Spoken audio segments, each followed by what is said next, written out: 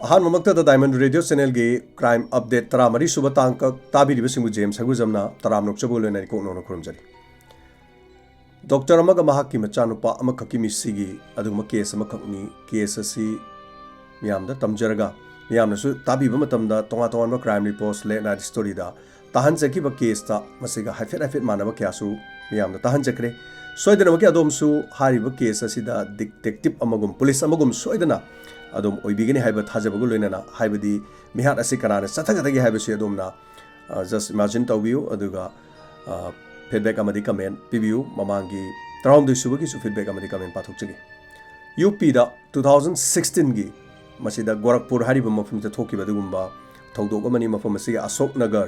Shahpur police station न कोनबा मफम असिदा जनवरी गी तांग कुन 2016 गी अदुगुंबा थौदोक अमखक थोकि मदुदी इमुंग अमदा डबल मर्डर हाइबदी मी अनि सीरे हाइदना पाव अमखक पुलिस त पिरखी इमुंग असिदा सीरिबसी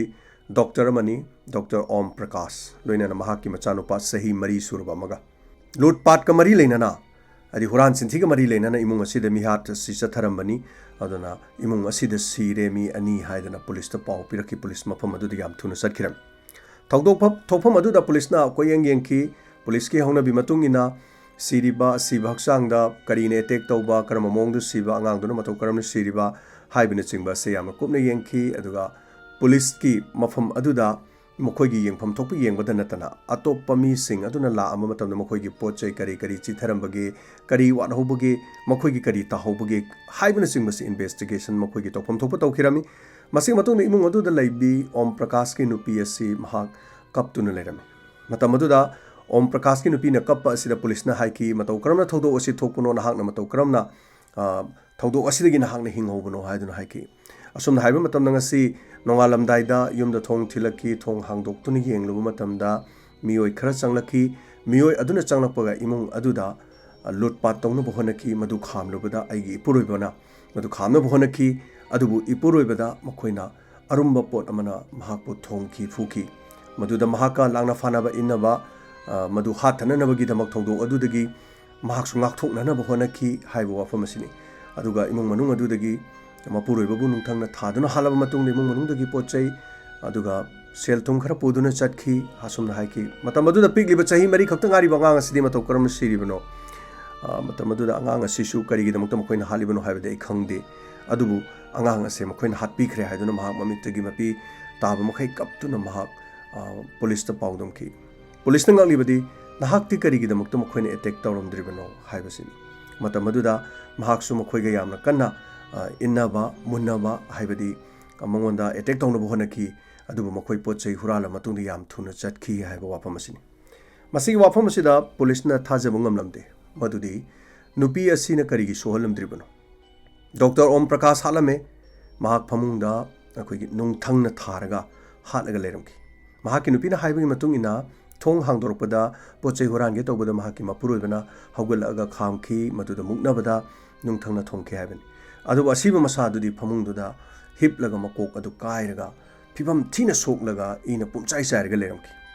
अमरोमदा मफम अदुदगी खजिक्तंग चथोकलगा चही मरी खक्तंगारिबा मचानुपा अदो सिरगा लेरमकी पिगलिबा नुपा मसा अदुगा करी मरी लेनबगी महाकपु करीगिदमक्ता हलमलिबनो पोचैदु हुरालगा तंगाइफदना डॉक्टर अदु महाकना खामनबो होनरबसु महाक हलबसु नुपा मसादुदी हातफम थोकप्रा हाइबसिनी असुमना चिंगनदुना लेरिङै मतम असिदा नुपीएसगी ममिंग हिंगौरिबा नुपीएसगी ममिंग अर्चना कौई अर्चना की महाकी फोन असिगी नंबर लौखी कॉल डिटेल्स चिंगथोकी महाकी मसे खक्ता नतना सोशल मीडिया अकाउंट फेसबुक न चिंगबसिंग असि पुलिसना यामना कुपना अतोप नुपागा वारी सानब्रा अतोप मीगे अफेयर्स लेनब्रा मसिगी मतांगदा मखोइना डिटेल्स समा यामना कुपना थिजिनकी मसिगी मतुंगदा अर्चना हारिबा नुपी असि महाकसि करम्बा नुपीनो हाइबसिनी 2009 दा महाकसे डॉक्टर ओम प्रकाश दा लुहोंगलखिबा नुपी अमनि डॉक्टर ओम प्रकाश की होंगलिबा लुहोंगबसि अनिरक सुबा लुहोंगबनि हाइबदि महाक अहानबदा नुपी अमा थिकी नुपी असि लाइबक थिबदगी सिखिरम नुपी सि सिखरबा मतुंगदा अर्चना हारिबा नुपी सि लखनऊ अर्चना अनि सुबा नुपी ओइना 2009 दा लुहोंगखि मखोइगी नुंगसिरबा मचा अमा चही मरी सुरबा अमा फंगजखि असुमना मखोइले अमरोमदा अर्चना महाकी तोंगान कैरेक्टर सिंह करी लेबगे हाइबसे थिरक मतमदा डॉक्टर ओम प्रकाश की अपोपी ममा अतोप खुंगंग अमदा लई हारिबसे कौकी पुलिस न वारी सनकी मतम अदुदा महाकी ममौ नुपीगा महाका थोइनी यानदे महाका पाव फाउनब ngamde मखोइगी मोंग मतवसी नुंगाइतबदगी महाक मचा ममोगी मनाक्ता लेते महाक्ति तोंगाना खुंगंग अमदा अतोप मसा सिंग लई हाइबसिनी हारकलिबा वाफम असिना अर्चना हारिबसी मने मकुगा लोइनबा यादबा अदुगुम्बा अदुगा अनीसुबा लुहोंगबा लुहोंगलखिबी मौ अमसु ओइबा अदुगी मोंग मतव असिदा करिगुम्बा खरदी चिंगनबा लैखि लोइनना पुलिस तमहाना तमलिबा वाफम सिंग अदुगा अमुक हेना पुलिस न सुचिंगनबा लैखि मखा तारकदा CDR record call details record चिंगथोक्तुनि येंगबा मतमदा अर्चना हारिबा नुपी असे महाक नंबर अमखका यामना तत्तना वारी सनकिन सानरिबा नंबर सी अजय यादव कौबा लखनऊ दगी मियोय अमखका वारी सनरमी चुमना वारी सनबगी अदुगुम्बा मिनिट अमनी सानब नतबिदा पुंग अमा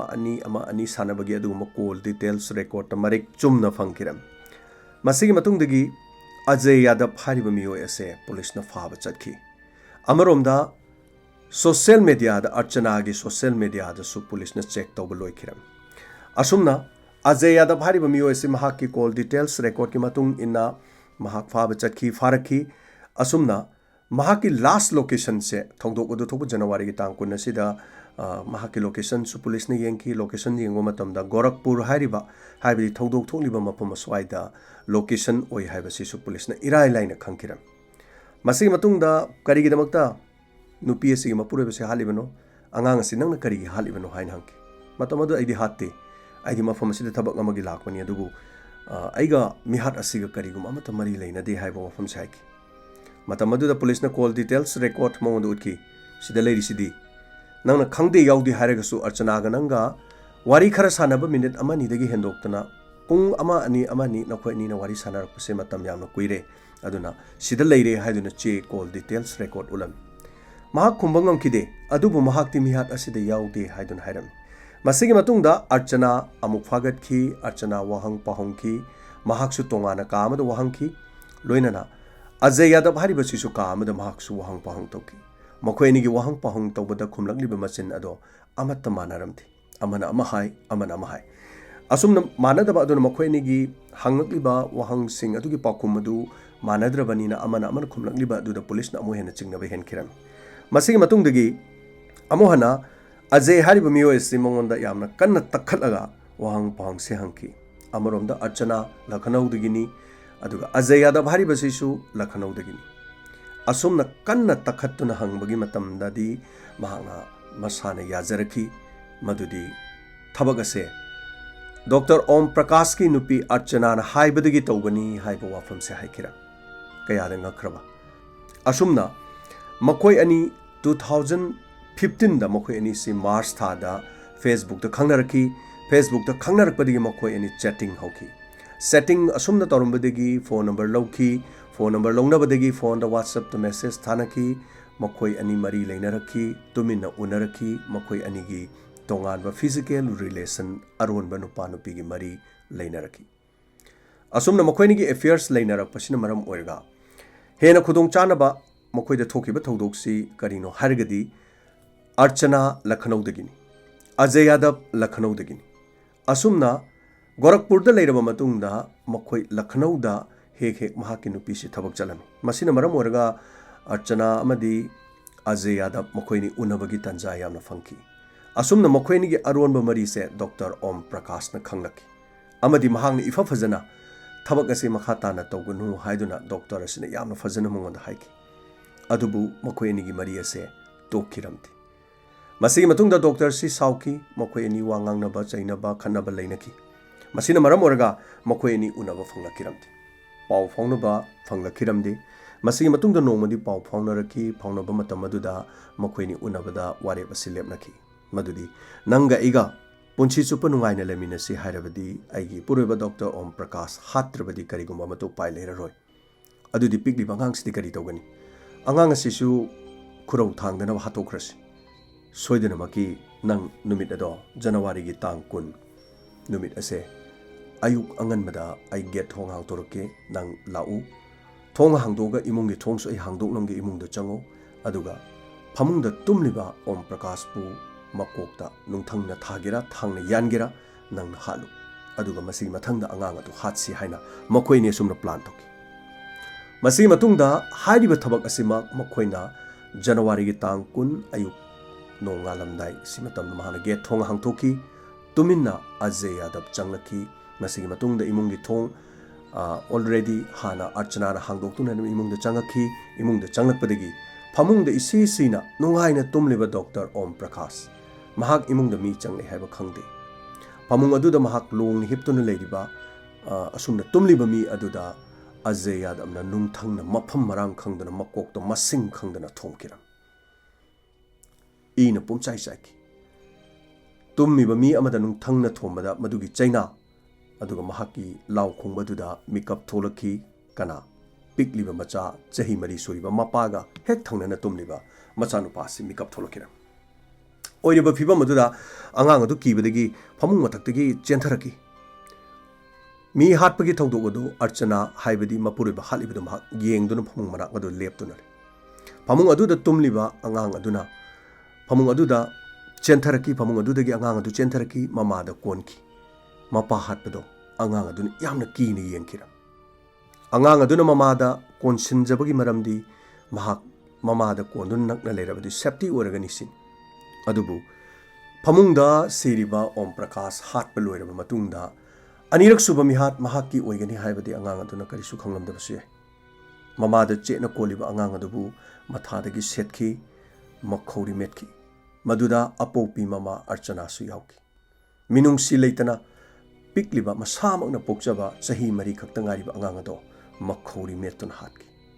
masigi matungdagi imung aduda lutpat ka mari leinana Huran Sintiga Mari Lena Mihat Asisa Tabani Haibi Yanan and Wagidamak, Imung Manunda Labor Poche Machamasu Karasai Kaiki, Upu Pakaiki, Mawong Malanki.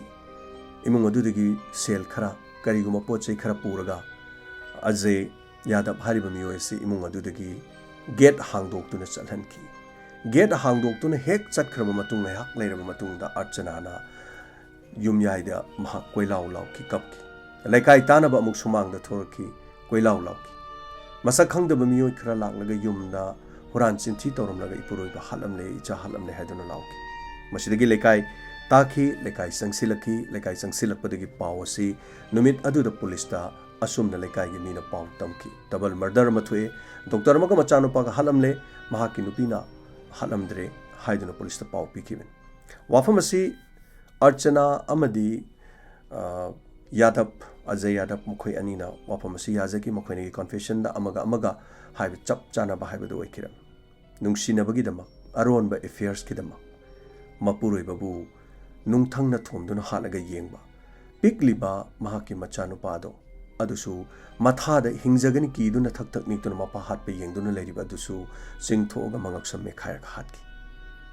adongi thamoida kari phawi nupa do pamdrabasu divorce to wi divorce toroga khainaba yai aina piri nupa nupi ani yanadrabadi punchi chupa leminabada makhoi ani kariguma nungaiba amata phangoi do boirabadi kainaba yai aina masigi damak divorce tawi masa adu sumahana yoning drabasu Dr. Om Prakash ta custody da thamamba yai custody da thamlaga mahana pamjari banu pas da lugongba yai masi India da chatnari baduguma lomani adubu mahaki mari da Aronba Mari Adudi Yele Haibagi the Mark, Mapuru Babunung Tangna Tadon Halan Bibasi, Adongi Tamoy the Kari Fobibuki. Masini Asigi, Tara Mari Suba, crime update ki, Sugum Lavaki, Sasimiam the Puzaraliba, Puning Loxing, Miangi Wenanaba, Aduga, Haribasida Domna, comment Amadi, feedback, PBU, Asuguma Togdogasi, Bharat Kimafonkia, the Tui, Bharat Danatana, Manipur the Sodom Tokre, Masamaki Nupina Mapuru Hatpagi. Aduga mahaki nungsinaba nupa yauduna thokibagi phongphong saba case lei high fat manaba asigi case asiga pet manaba case ka amarum su late night story aduga crime reports da khoi lijakre tamjakre tholiba thodok mi maming hongba thodok mafam hongba adu khaktan adurabadi ngasigi case asi tabiraga dongi thamoida kari phawbibagi soidana feedback kamati comment PBU hena crime update ki thoromasida aikhoni hena miyamgi damak makha sathajaba ngamnana nabagi damakta Mateng Pangbiu, Diamond Radio was support of you have from Sigaloina. Mamangi Santoksa give a round the Subaki crime update Asigi the Mark, feedback Pibirakpa, Manikatang Patoksagi, ꯃꯃꯥꯡꯒꯤ ꯁꯤꯁꯨ ꯑꯗꯨꯝ ꯑꯩꯈꯣꯏꯒꯤ ꯃꯔꯗꯔ ꯃꯤꯁꯇ꯭ꯔꯤ ꯑꯃꯒꯤ ꯂꯣꯏꯁꯤꯟꯈꯤꯗꯕ ꯑꯗꯨꯒꯨꯝꯕ ꯊꯧꯗꯣꯛ ꯑꯃꯗ ꯃꯤꯌꯥꯝꯅ ꯇꯝꯖꯈꯤꯕꯅꯤ ꯔꯥꯅꯤꯕꯂꯥ ꯂꯩꯁꯥꯡꯊꯦꯝ ꯊꯥꯒꯠꯆꯔꯤ ꯋꯥꯔꯤ ꯑꯁꯤ ꯂꯤꯕꯤꯕꯒꯤꯗꯃꯛ ꯇꯥꯛꯄꯤꯔꯛꯄ ꯑꯗꯨꯒ ꯑꯖꯤꯠ ꯊꯥꯡꯖꯝ ꯊꯥꯒꯠꯆꯔꯤ ꯑꯗꯨꯒ ꯔꯥꯖꯛ ꯈꯥꯟ ꯉꯥꯛꯄꯤꯒꯅꯤ ꯊꯥꯒꯠꯆꯔꯤ ꯁꯨꯅꯤ ꯊꯧꯗꯥꯝ ꯗꯣꯟꯇꯦ ꯗꯣꯡꯒ꯭ꯂꯣ ꯀꯕꯤꯇꯥ ꯀꯦ ꯑꯩꯁ ꯊꯥꯒꯠꯆꯔꯤ ꯃꯥꯂꯦꯝꯁꯤꯗ ꯊꯣꯛꯂꯤꯕ ꯑꯉꯛꯄ ꯊꯧꯗꯣꯛꯁꯤꯡ ꯃꯁꯤ ꯃꯅꯨꯡꯗ ꯉꯁꯤꯒꯤ 19 ꯁꯨꯕ ꯇꯥꯡꯀꯛ ꯑꯁꯤꯁꯨ ꯑꯉꯛꯄ ꯑꯃꯅꯤ ꯍꯥꯏꯅ ꯇꯥꯛꯄꯤꯔꯛꯏ ꯊꯥꯒꯠꯆꯔꯤ ꯌꯥꯏꯕꯤ ꯔꯥꯖꯀꯨꯃꯥꯔꯤ ꯊꯥꯒꯠꯆꯔꯤ ꯏꯔꯣꯝ ꯀꯜꯄꯅꯥ ꯑꯗꯨꯒ ꯔꯣꯀꯤ ꯉꯥꯁꯦꯛꯄꯝ ꯔꯥꯍꯨꯜꯒꯤ ꯃꯇꯥꯡꯗ ꯁꯛꯄ ꯏꯁꯩꯗꯨ ꯃꯤꯠꯇꯒꯤ ꯄꯤ ꯇꯥꯛꯀꯦꯅ ꯇꯥꯛꯄꯤꯔꯤ thank you so much Rocky ꯑꯗꯨꯒ life with journey endless effort sir Jamson ꯇꯥꯛꯄꯤꯔꯛꯏ ꯊꯦꯡꯛ ꯌꯨ ꯁꯣ ꯃꯆ ꯑꯗꯨꯒ PPW Entertainment Hitlerꯒꯤ ꯋꯥꯔꯤ ꯂꯤꯕꯤꯌꯨ ꯁꯣꯏꯗꯅ ꯂꯤꯖꯔꯅꯤ ꯀ꯭ꯔꯥꯏꯝ ꯑꯞꯗꯦꯠ ꯑꯗꯨꯝ ꯂꯤꯖꯔꯒꯦ ꯍꯤꯠꯂꯔꯒꯤꯁꯨ ꯑꯦꯂꯤꯅꯥ ꯆꯕꯨꯡꯕꯝ ꯊꯥꯒꯠꯆꯔꯤ ꯉꯁꯤꯒꯤ ꯀ꯭ꯔꯥꯏꯝ ꯑꯞꯗꯦꯠ ꯌꯥꯝꯅ ꯅꯨꯡꯉꯥꯏ ꯑꯗꯨꯒ ꯔꯥꯍꯨꯜ ꯍꯤꯡꯍꯟꯁꯦꯅ ꯇꯥꯛꯄꯤꯔꯦ ꯁꯣ ꯔꯥꯍꯨꯜ ꯃꯌꯥꯝꯅ ꯔꯥꯍꯨꯜꯒꯤꯗꯃꯛ ꯌꯥꯝ ꯂꯦꯞꯄꯤꯔꯦ ꯑꯗꯨꯒ ꯊꯣꯅꯥꯎꯖꯝ ꯐꯦꯃꯤꯂꯤ ꯁꯣꯏꯊꯣꯝ ꯊꯥꯒꯠꯆꯔꯤ ꯌꯥꯝ ꯅꯨꯡꯉꯥꯏꯅ ꯇꯥꯛꯄꯤꯔꯛꯄ ꯅꯅꯥꯎ ꯑꯦꯟꯖꯤ ꯌꯥꯝ ꯅꯨꯡꯉꯥꯏꯅ ꯇꯥꯛꯄꯤꯔꯛꯏ ꯁꯅꯥ ꯃꯂꯥꯁꯅꯥ ꯊꯥꯒꯠꯆꯔꯤ ꯑꯗꯨꯒ ꯑꯣꯃꯔ ꯀ꯭ꯋꯥꯁꯃꯤ ꯁꯔ ꯖꯦꯝꯁ ꯉꯁꯤꯒꯤ ꯃꯥꯏꯊꯣꯡꯁꯤ ꯌꯥꯝ ꯐꯖꯅ ꯃꯦꯀꯞ ꯇꯧꯔꯛꯄ꯭ꯔꯥ ꯊꯣꯏꯗꯣꯛꯄ ꯀꯩꯅꯣ ꯈꯪꯗꯦ ꯌꯥꯝꯅ ꯕ꯭ꯌꯨꯇꯤꯐꯨꯜ ꯑꯦꯟ ꯍꯦꯟꯁꯝ ꯑꯣꯏꯅ ꯇꯥꯛꯄꯤꯔꯛꯏ ꯀꯦꯊꯣꯛꯇꯅ ꯀꯦꯊꯣꯛꯄ ꯃꯥꯜꯂꯤ ꯊꯣꯏꯗꯣꯛꯄ ꯑꯣꯃꯔ ꯀ꯭ꯋꯥꯁꯃꯤ ꯑꯩ ꯃꯦꯀꯞꯀꯨꯝꯕ ꯊꯣꯏꯅ ꯇꯧꯖꯗꯦ ꯑꯗꯨꯒꯨꯝꯕ ꯏꯆꯝ ꯆꯝꯅ ꯍꯥꯏꯇꯥꯔꯦ ꯑꯗꯨꯝ ꯊꯣꯛꯆꯕꯅꯤ ꯑꯗꯨꯒ ꯂꯟꯊꯣꯏ ꯄꯨꯌꯥꯝ ꯊꯥꯒꯠꯆꯔꯤ ꯁꯔ ꯖꯦꯝꯁ ꯀ꯭ꯔꯥꯏꯝ ꯑꯞꯗꯦꯠ 19 ꯁꯨꯕ ꯇꯥꯡꯀꯛ ꯐꯖꯩꯅ ꯇꯥꯛꯄꯤꯔꯛꯏ ꯑꯗꯨꯒ ꯗꯤꯄꯛ ꯅꯤꯡꯊꯧꯖꯥ ꯊꯥꯒꯠꯆꯔꯤ ꯑꯣꯏꯅꯥꯝ ꯏꯕꯦꯝꯆꯥ ꯑꯗꯨꯒ ꯕ꯭ꯔꯣ ꯐꯥꯊꯕꯒꯤ ꯂꯦꯁꯟ ꯑꯣꯏꯕ ꯅꯥꯏꯗꯦꯅ ꯇꯥꯛꯄꯤꯔꯦ ꯍꯦꯔꯣꯖꯤꯠ ꯊꯧꯅꯥꯎꯖꯝ ꯑꯣꯃꯤꯇꯥ ꯂꯩꯐꯥꯐꯝ ꯊꯥꯒꯠꯆꯔꯤ ꯋꯥꯔꯤ ꯄꯨꯝꯕ ꯅꯨꯡꯉꯥꯏꯅ ꯇꯥꯛꯄꯤꯔꯛꯄ ꯌꯥꯝꯕꯦꯝ ꯍꯔꯤꯗꯥꯁ ꯗꯥꯏꯃꯟ ꯔꯦꯗꯤꯑꯣꯅ ꯑꯩꯈꯣꯏꯁꯦ ꯍꯥꯟꯅꯗꯒꯤ ꯐꯅꯌꯥꯝ ꯁꯤꯡꯒꯠꯍꯜꯂꯦ ꯈꯪꯂꯦ ꯑꯉꯛꯄ ꯀ꯭ꯔꯥꯏꯝꯅꯦꯅ ꯇꯥꯛꯄꯤꯔꯤ thank you so ꯃꯆ Yambem Haridas ꯑꯗꯨꯒ Banta art very interesting keep it up hope next episode will upload soon ꯑꯅ ꯇꯥꯛꯄꯤꯔꯤ ꯑꯩꯈꯣꯏ ꯌꯥꯝ ꯅꯨꯡꯉꯥꯏꯖꯩ ꯌꯥꯝ ꯊꯨꯅꯁꯨ ꯍꯥꯞꯅꯕ ꯍꯣꯠꯅꯖꯩ ꯑꯗꯨꯒ ꯀꯔꯤꯒꯨꯝꯕ ꯃꯇꯝꯗ ꯊꯕꯛꯁꯤ ꯅꯪꯅꯔꯛꯇ꯭ꯔꯀꯥꯟꯗꯗꯤ ꯍꯦꯛꯇ ꯉꯝꯖꯗꯕ ꯌꯥꯎꯏ ꯑꯗꯨꯕꯨ ꯌꯥꯝ ꯊꯨꯅ ꯍꯥꯞꯅꯕꯁꯨ ꯍꯣꯠꯅꯖꯒꯦ ꯊꯦꯡꯛ ꯌꯨ ꯁꯣ ꯃꯆ ꯏꯕꯦꯝꯃ ꯂꯥꯏꯁ꯭ꯔꯝ 19 ꯁꯨꯕ ꯇꯥꯍꯟꯕꯤꯕꯒꯤꯗꯃꯛ ꯊꯥꯒꯠꯆꯔꯤꯅ ꯇꯥꯛꯄꯤꯔꯛꯏ ꯑꯗꯨꯒ ꯃꯅꯥꯎꯕꯤ ꯋꯥꯏꯈꯣꯝ ꯀ꯭ꯔꯥꯏꯝ ꯑꯞꯗꯦꯠꯁꯤ ꯑꯩꯈꯣꯏꯒꯤ ꯅꯨꯡꯇꯤꯒꯤ ꯁꯟꯗꯣꯛꯆꯍꯟꯅꯤꯡꯉꯦꯅ ꯇꯥꯛꯄꯤꯔꯛꯏ ꯅꯨꯡꯇꯤꯒꯤꯁꯨ ꯑꯗꯨꯝ ꯊꯪꯅꯅ ꯁꯟꯗꯣꯛꯄꯁꯨ ꯌꯥꯎꯏ ꯑꯗꯨꯒ ꯍꯦꯛꯇ ꯅꯪꯗꯕꯁꯨ ꯌꯥꯎꯏ ꯑꯗꯨ ꯃꯔꯛꯇ ꯅꯣꯡꯃ ꯀꯥꯜꯂꯒꯁꯨ ꯑꯗꯨꯝ ꯁꯣꯏꯗꯅ ꯇꯧꯖꯔꯛꯀꯦ ꯍꯥꯏꯅ ꯊꯝꯖꯒꯦ CH ꯁꯀꯥꯕ ꯊꯥꯒꯠꯆꯔꯤ ꯃꯅꯤꯄꯨꯔꯒꯤ ꯂꯣꯒꯨꯝꯕꯅꯤ ꯃꯈꯣꯏꯒꯤꯁꯦꯅ ꯇꯥꯛꯄꯤꯔꯛꯄ ꯑꯗꯨꯒ ꯊꯥꯒꯠꯆꯔꯤ COVID-19 ꯚꯦꯛꯁꯤꯟꯒꯤ ꯃꯇꯥꯡꯗ ꯑꯞꯗꯦꯠ ꯇꯧꯔꯛꯄ ꯌꯥꯒꯗ꯭ꯔꯥ ꯇꯧꯕꯤꯔꯗꯤ ꯅꯨꯡꯉꯥꯏꯅꯦ ꯇꯥꯛꯄꯤꯔꯤ ꯕꯣꯏꯆꯥ ꯅꯣꯡꯊꯣꯡꯕꯝ COVID-19ꯒꯤ ꯑꯞꯗꯦꯠꯁꯤ ꯑꯩ ꯑꯃꯨꯛ ꯁꯦꯝꯖꯔꯒ ꯕꯥꯏꯑꯣꯟꯇꯦꯛ ꯑꯃꯗꯤ ꯐꯥꯏꯖꯔꯒꯤ ꯍꯥꯏꯇꯥꯔꯦ ꯃꯁꯤꯒꯤ ꯃꯔꯝꯗ ꯑꯩꯅ ꯁꯦꯝꯈ꯭ꯔꯒ ꯉꯝꯈꯤꯗ꯭ꯔꯦ ꯑꯗꯨꯕꯨ ꯀꯔꯤꯒꯨꯝꯕ ꯃꯇꯥꯡ ꯆꯥꯔꯗꯤ ꯑꯅꯧꯕ ꯄꯨꯊꯣꯔꯛꯀꯗꯕ ꯈꯔꯁꯤꯒ ꯀꯝꯄꯦꯔꯤꯖꯟ ꯑꯃ ꯇꯧꯔꯀꯥꯟꯗ ꯍꯥꯏꯇꯥꯔꯦ ꯁꯣ ꯕꯥꯏꯑꯣꯟꯇꯦꯛ ꯑꯃꯗꯤ ꯕꯥꯏꯑꯣꯟꯇꯦꯛꯀꯤ ꯐꯥꯏꯖꯔꯁꯤ ꯗ꯭ꯔꯤꯒꯤꯁꯤ -80 ꯗ꯭ꯔꯤꯒꯤ ꯗ ꯊꯝꯗꯗꯤ ꯌꯥꯗꯦ ꯀꯥꯏꯅ ꯍꯥꯏꯕ ꯑꯗꯨꯒ ꯁꯤꯒꯨꯝꯕ ꯂꯩꯔꯤ ꯑꯗꯨꯒ ꯏꯟꯗꯤꯌꯥꯒꯤꯁꯨ ꯐꯦꯕ꯭ꯔꯨꯋꯥꯔꯤ ꯐꯥꯎꯕꯗꯗꯤ ꯄꯨꯊꯣꯛꯀꯅꯤꯒ ꯍꯥꯏꯕ ꯂꯩꯕꯁꯤꯡꯁꯤ ꯁꯣꯏꯗꯅ ꯑꯗꯨꯝ ꯑꯞꯗꯦꯠ ꯇꯧꯖꯔꯛꯀꯦ ꯑꯗꯨꯒ ꯔꯣꯃꯥ ꯊꯥꯒꯠꯆꯔꯤ ꯕꯣꯖꯦꯟꯗ꯭ꯔꯣ ꯑꯜꯕꯥꯔꯠ ꯊꯥꯒꯠꯆꯔꯤ ꯑꯟꯁꯣꯜꯕ ꯑꯣꯏꯕ ꯀ꯭ꯔꯥꯏꯝꯒꯤ ꯋꯥꯔꯤ ꯇꯥꯕꯗ ꯌꯥꯝ ꯅꯨꯡꯉꯥꯏꯕ ꯍꯦꯜꯂꯤꯅ ꯇꯥꯛꯄꯤꯔꯤ ꯁꯣꯏꯗꯅ ꯍꯣꯠꯅꯖꯔꯛꯀꯦ ꯃꯈꯥ ꯑꯗꯨꯒ ꯔꯥꯙꯥ ꯕꯤꯅꯣꯗ ꯅꯥꯔꯦꯡꯕꯝ ꯊꯥꯒꯠꯆꯔꯤ ꯑꯁꯤ ꯑꯅꯥꯃꯛꯇ ꯑꯣꯏꯅ ꯑꯣꯏ ꯑꯐꯕ ꯅꯨꯡꯉꯥꯏꯕ ꯍꯔꯥꯎꯕ ꯑꯣꯏꯔꯕꯗꯤ ꯅꯨꯡꯉꯥꯏꯒꯅꯤ ꯑꯐꯕꯗꯤ ꯑꯣꯏ ꯑꯗꯨꯕꯨ ꯑꯁꯤ ꯑꯅꯥ ꯍꯨꯔꯥꯟꯕ ꯃꯤꯍꯥꯠꯄꯒꯤ ꯋꯥꯔꯤ ꯑꯁꯤ ꯅꯤꯡꯕ ꯀꯔꯤ ꯍꯥꯏꯅꯣ ꯈꯪꯗ꯭ꯔꯦ ꯑꯔꯣꯏꯕꯁꯤ ꯑꯦꯅꯤꯋꯦ ꯔꯥꯙꯥ ꯕꯤꯅꯣꯗ ꯑꯩꯈꯣꯏ ꯇꯥꯗꯕ ꯌꯥꯗꯦ ꯑꯁꯤ ꯑꯅꯥꯁꯨ ꯈꯪꯗꯕ ꯌꯥꯗꯦ ꯈꯪꯉꯒ ꯑꯩꯈꯣꯏꯅ ꯊꯦꯡꯅꯈꯤꯕ ꯍꯥꯏꯕꯁꯦ ꯑꯩꯈꯣꯏ ꯁꯣꯏꯗꯅꯃꯛꯀꯤ ꯑꯩꯈꯣꯏꯗ ꯍꯦꯟꯅ ꯄꯨꯛꯅꯤꯡ ꯂꯧꯁꯤꯡ ꯑꯣꯏꯗꯣꯏꯅꯤ ꯑꯗꯨꯒ ꯑꯩꯈꯣꯏꯅ ꯂꯤꯖꯔꯤꯕ ꯇꯝꯖꯔꯤꯕꯁꯤꯗꯤ ꯈꯖꯤꯛꯇꯅꯤ ꯑꯗꯨꯒ ꯃꯥꯂꯦꯝ ꯑꯁꯤꯗ ꯊꯣꯛꯏꯁꯤ ꯁꯝꯅ ꯍꯥꯏꯔꯕꯗ ꯏꯟꯗꯤꯌꯥꯗ ꯆꯍꯤ ꯑꯃꯒꯤ ꯃꯅꯨꯡꯗ 40,000 ꯅꯨꯄꯤ ꯔꯦꯞ ꯆꯠꯊꯩꯕ ꯑꯗꯨꯁꯨ ꯀꯦꯁ ꯐꯥꯏꯜ ꯇꯧꯕ ꯈꯛꯇꯅꯤ ꯀꯦꯁ ꯐꯥꯏꯜ ꯇꯧꯗꯕꯁꯤꯡ ꯑꯗꯨꯗꯤ ꯃꯁꯤꯡ ꯂꯥꯛꯉꯝꯗꯅ ꯂꯩ ꯍꯥꯏꯖꯔꯤꯕ ꯑꯗꯨꯅ ꯃꯁꯤ ꯈꯪꯗꯕ ꯌꯥꯗꯦ ꯈꯪꯃꯤꯟꯅꯁꯤ ꯑꯗꯨꯒ ꯍꯣꯏ ꯌꯦꯁ ꯇꯥꯕꯒꯤ ꯅꯨꯡꯉꯥꯏꯇꯕꯕꯨꯗꯤ ꯂꯩꯕꯤꯔꯝꯕ ꯌꯥꯏ ꯑꯗꯨꯕꯨ ꯑꯩ ꯇꯥꯕ ꯅꯨꯡꯉꯥꯏꯇꯦ ꯑꯩꯒꯤ ꯄꯨꯟꯁꯤꯗ ꯑꯩꯒꯤ ꯏꯆꯥꯅꯥꯎꯗ ꯃꯗꯨ ꯁꯨꯡꯊꯣꯛ ꯊꯣꯛꯑꯣꯏꯅ ꯍꯥꯏꯕꯗꯤ ꯌꯥꯗꯦ ꯌꯦꯁ ꯊꯣꯛꯍꯟꯗꯕꯗꯤ ꯌꯥꯏ ꯑꯩꯈꯣꯏꯅ ꯆꯦꯛꯁꯤꯜꯂꯕꯗꯤ ꯑꯗꯨꯅ ꯊꯥꯒꯠꯆꯔꯤ ꯍꯥꯏꯕꯤꯔꯛꯄꯁꯨ ꯑꯁꯤꯒꯤꯗꯃꯛ ꯅꯣꯡꯃꯥꯏꯊꯦꯝ ꯄꯥꯏꯈꯣꯝꯕ ꯊꯥꯒꯠꯆꯔꯤ ꯂꯥꯏꯕꯛ ꯊꯤꯕ ꯃꯤꯍꯥꯠꯄ ꯐꯪꯗꯕꯁꯤ ꯂꯥꯏꯕꯛ ꯊꯤꯕꯅꯤ ꯇꯥꯛꯄꯤꯔꯛꯄ ꯍꯦꯃꯟꯇ ꯑꯉꯣꯝ ꯃꯉꯥꯜ ꯂꯥꯏꯆꯣꯝ ꯕꯤꯕꯤꯔꯥꯖ ꯑꯗꯨꯒ ꯅꯣꯡꯊꯣꯝꯕꯝ ꯄꯥꯌꯜ ꯉꯁꯤꯁꯨ ꯀ꯭ꯔꯥꯏꯝ ꯑꯞꯗꯦꯠ ꯇꯥꯕ ꯐꯪꯕꯅ ꯇꯥꯛꯄꯤꯔꯛꯏ ꯑꯗꯨꯒ ꯃꯅꯤꯄꯨꯔ ꯃꯦꯊꯃꯦꯇꯤꯛ ꯑꯦꯅꯥꯂꯥꯏꯁꯤꯁ ꯑꯣꯖꯥ ꯋꯥꯈꯜ ꯂꯧꯁꯤꯡ ꯑꯣꯏꯖꯩꯅ ꯇꯥꯛꯄꯤꯔꯛꯏ ꯊꯥꯒꯠꯆꯔꯤ ꯅꯥꯎꯔꯦꯝ ꯏꯅꯥꯎꯇꯣꯝꯕꯤ ꯑꯗꯨꯒ ꯁꯨꯁꯤꯜ ꯊꯣꯉꯥꯝ ꯊꯥꯒꯠꯆꯔꯤ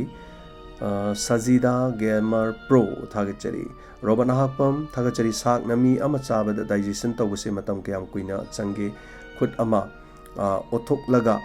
hariduna di yot pa kuiram kiroi na takpire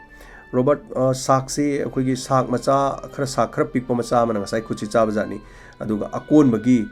sak sina haitare khut cha gi be sak tu amuk yot pa jani aduga magi masadu digi amagi saruk tu no khara tumba hograga mi gi khutuna tumba ngam hodo bajani adu maina lei bajani aduga anyway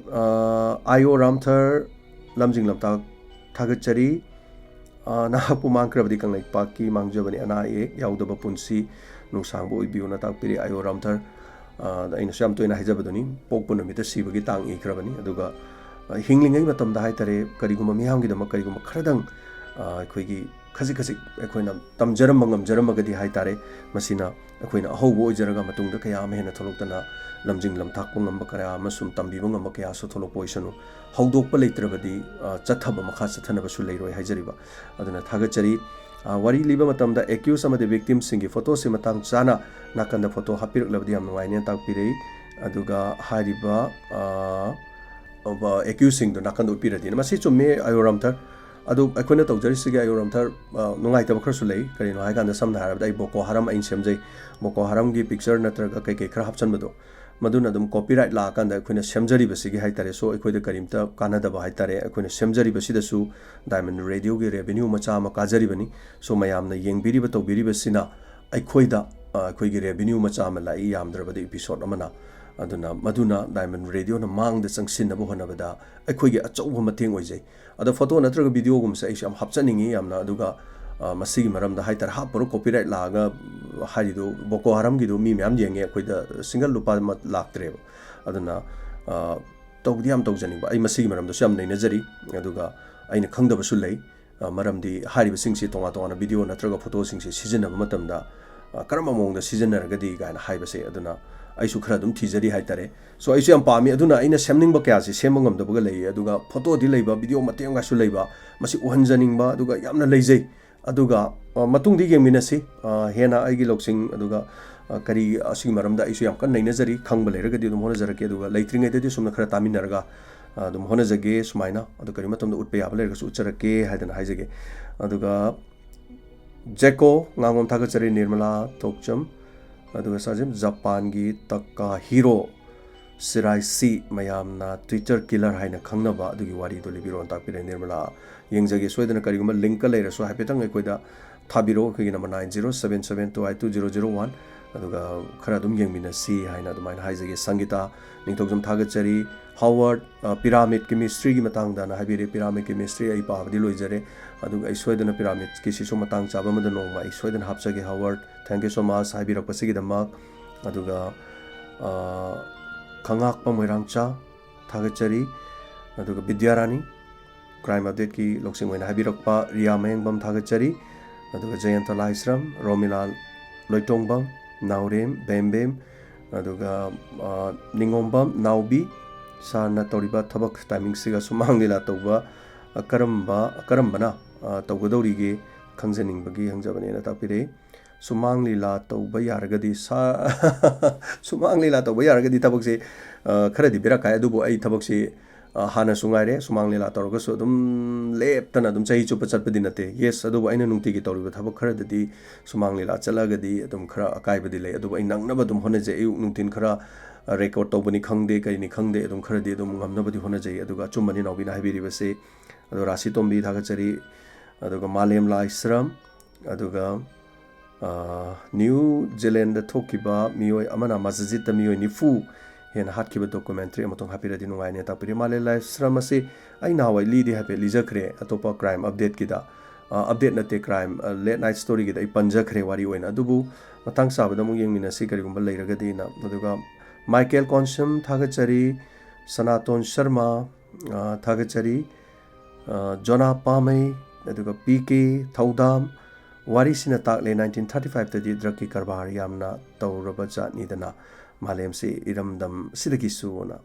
yes achumani masi angakpa masigi tonga tongan ba mafam sing Europe ki mafam sing da du USA gi mafam da su sigum bagi mafam si yamna lei CIA na ga koi thi bagi matang koi tan tan bagi ga dum yam lei kre hai tare ꯑꯗꯨꯒꯤ ꯕꯦꯃꯜ ꯗꯦꯕꯤ ꯊꯥꯒꯠꯆꯔꯤ ꯉꯁꯤꯒꯤ ꯊꯧꯔꯝ ꯑꯁꯤꯗ ꯌꯥꯎꯕꯤꯔꯤꯕ ꯄꯨꯝꯅꯃꯛ ꯍꯟꯅ ꯍꯟꯅ ꯏꯀꯥꯏ ꯈꯨꯝꯅꯖꯔꯤ ꯃꯌꯥꯝ ꯄꯨꯝꯅꯃꯛ ꯑꯗꯨꯒ ꯂꯣꯏꯅꯅ ꯉꯁꯤꯒꯤꯗꯃꯛꯇꯗꯤ ꯑꯩꯈꯣꯏꯒꯤ ꯀ꯭ꯔꯥꯏꯝ ꯑꯞꯗꯦꯠ ꯃꯇꯥꯡ ꯑꯁꯤꯗ ꯂꯣꯏꯁꯤꯟꯖꯔꯦ ꯑꯗꯨꯒ ꯉꯁꯤꯒꯤ ꯊꯧꯔꯝ ꯑꯁꯤꯁꯨ ꯇꯥꯕꯤꯔꯒ ꯑꯗꯣꯝꯅ ꯐꯤꯗꯕꯦꯛ ꯑꯃꯗꯤ ꯀꯃꯦꯟ ꯄꯤꯕ ꯃꯌꯥꯝ ꯊꯝꯕꯤꯌꯨ ꯑꯁꯣꯏꯕ ꯑꯔꯥꯛꯄ ꯄꯨꯝꯅꯃꯛ ꯆꯨꯝꯊꯣꯛꯃꯤꯟꯅꯁꯤ ꯑꯗꯨꯒ ꯊꯧꯔꯝ ꯄꯥꯔꯛꯄꯗ ꯁꯝꯇꯥꯏꯝꯁ ꯂꯣꯟꯂꯤ ꯁꯣꯏꯕ ꯈꯣꯠꯄ ꯀꯩꯗꯧꯕ ꯑꯗꯨꯝ ꯌꯥꯎꯏ ꯃꯌꯥꯝ ꯄꯨꯝꯅꯃꯛꯅ ꯉꯥꯛꯄꯤꯒꯅꯤ ꯑꯍꯦꯟꯕ ꯀꯛꯊꯠꯄꯤꯌꯨ ꯑꯋꯥꯠꯄ ꯍꯥꯞꯆꯤꯟꯕꯤꯌꯨ ꯑꯗꯨꯒ ꯑꯁꯣꯏꯕꯁꯨ ꯆꯨꯝꯊꯣꯛꯄꯤꯌꯨ ꯑꯗꯨꯒ ꯑꯩꯈꯣꯏꯒꯤ ꯄꯥꯟꯗꯝꯗꯤ ꯃꯤꯌꯥꯝꯗ ꯄꯥꯎ ꯇꯝꯖꯕꯅꯤ ꯑꯗꯨꯒ ꯃꯤꯌꯥꯝꯅ ꯍꯦꯟꯅ ꯀꯔꯦꯛꯁꯟ ꯇꯧꯔꯀꯥꯟꯗ ꯍꯦꯟꯅ ꯐꯖꯅ ꯆꯠꯃꯤꯟꯅꯁꯤ ꯉꯁꯤꯒꯤꯗꯃꯛꯇ ꯇꯥꯕꯤꯔꯤꯕꯁꯤꯡꯕꯨ ꯑꯃꯨꯛꯀ ꯍꯟꯅ ꯖꯦꯝꯁ ꯁꯒꯨꯖꯝ ꯏꯀꯣꯛꯅꯣꯅ ꯈꯨꯔꯨꯝꯖꯔꯤ